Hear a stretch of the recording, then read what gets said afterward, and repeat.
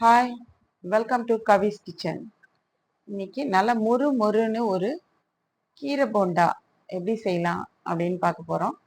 இதுக்கு வந்து ஒரு 1/2 கிலோ வெங்காயம் இந்த மாதிரி நீட்ட வாக்கில் கட் பண்ணி வச்சுருக்கேன். கீரை நல்லா இந்த மாதிரி பொடிசாக நறுக்கி நல்லா சுத்தமாக க்ளீன் பண்ணி வச்சுக்கணும். பச்சை மிளகா ஒரு 10 பச்சை மிளகா கட் பண்ணி வெங்காயத்தோடு சேர்த்துக்கிறோம்.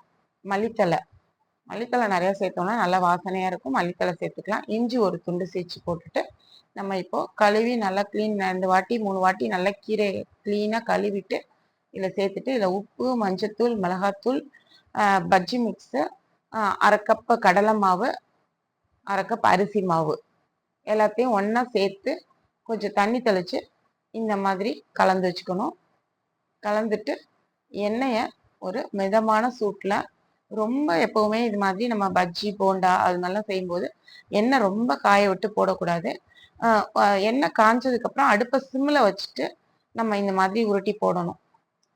இல்லைன்னா அப்படியே வெளிப்பக்கம் வந்து நல்லா வெந்து போயிடும், உள்ளே வந்து வேகாத மாதிரி இருக்கும். அதனால எப்போவுமே வந்து நீங்கள் போட்டு முடிச்சோன்னா ஆனில் வச்சுட்டு அது மாதிரி அதை வந்து ஒரு பெரிய கரண்டிலாம் உள்ளே விடாமல் ஒரு கம்பி வச்சு இப்படி திருப்பி விட்டோம்னா நல்லா எல்லா பக்கமும் வந்து நல்லா வேகும். நல்லா அது வெந்ததுக்கப்புறம் நம்ம ஜார்னி வச்சு எடுக்கணும். இது மாதிரி செஞ்சு பாருங்கள். நீங்களும் செஞ்சு பார்த்துட்டு இந்த கீரை போண்டா எப்படி இருக்குன்னு டேஸ்ட் பண்ணிவிட்டு சொல்லுங்கள். தேங்க்யூ, பாய்.